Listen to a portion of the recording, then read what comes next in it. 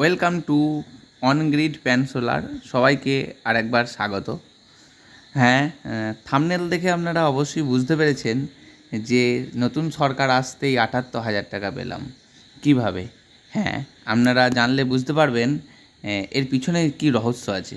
দেখুন, আমি কিন্তু আমার এই সোলার সিস্টেমটি ২ বছর আগে ইউজ করেছিলাম।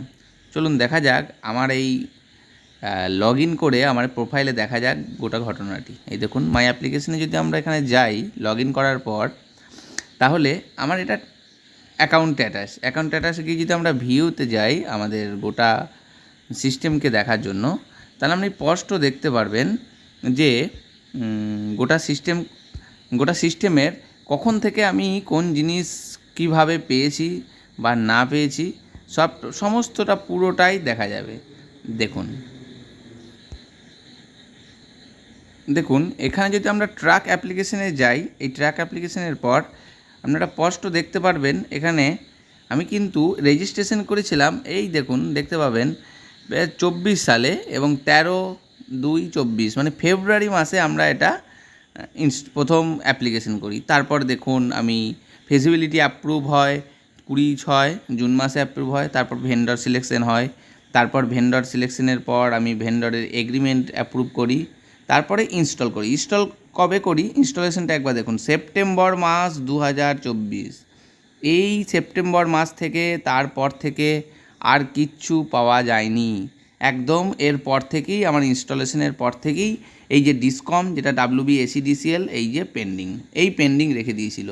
এরপর আমি ধরে ফেলেছিলাম যে আমি আর কোনো দিন হয়তো পাবো না, সাবসিডি আমার পক্ষে আর সম্ভব নয়। তারপরই আমরা আস্তে আস্তে নেট মিটারের দিকে এগিয়ে যাই। তৎকালীন সরকার বলে যে না, নেট মিটার নিতে পারো, কিন্তু সেটা নন সাবসিডি স্কিমে। তো যথারীতি আমি নন সাবসিডি স্কিমেই নেট মিটারের জন্য অ্যাপ্লাই করি। ৫,৫০০ টাকা লাগে, কারণ ইতিমধ্যেই তখন আমার স্মার্ট মিটার বসে গেছিলো। তো তারপর দেখুন একটা অবাক করা কাণ্ড দেখুন, সরকার বদল হওয়ার পর একদম ১৭ তারিখে প্রজেক্ট কমিশনিং এবং ইন্সপেকশন দুটোই অ্যাপ্রুভ হয়ে যায়।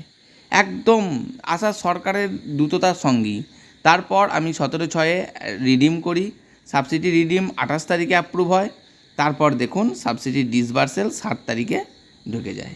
একদম ৭ জুলাই আমার সাবসিডি ঢুকে যায়। আসুন দেখে নেওয়া যাক কতটা সাবসিডি পেয়েছি।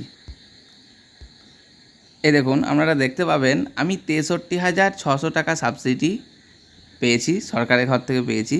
আমি দুর্গা সোলার এন্টারপ্রাইজের সঙ্গে ভেন্ডর এগ্রিমেন্ট করেছিলাম। খুব ভালো ভেন্ডর, সিউড়ি থেকে এনার সঙ্গে আমি যোগাযোগ। বর্তমানে আমি বাড়ির আশেপাশে আরও অনেকের সুবিধা এই দুর্গা সোলারের মারফতই করেছিলাম।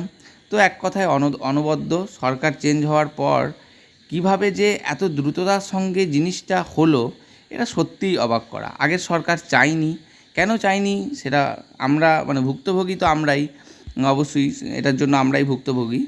তো যাই হোক, এখন এটা ফ্লেক্সিবল হয়ে গেছে একদম, কন্টিনিউয়াসলি আপনাদের ক্ষেত্রে আর কোনো সমস্যা নেই, পুরোপুরিভাবে চলছে। আপনারা সোলার ইউজ করুন, এটা একটা রিনিউয়েবল এনার্জি রিসোর্স বটে। এটা একমাত্র ভবিষ্যৎই সোলার, তাছাড়া আমাদের উপায় নেই। ধন্যবাদ।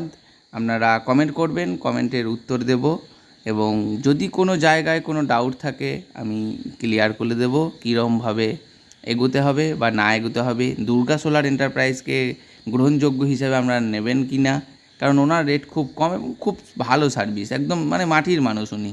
ঠিক আছে, ধন্যবাদ।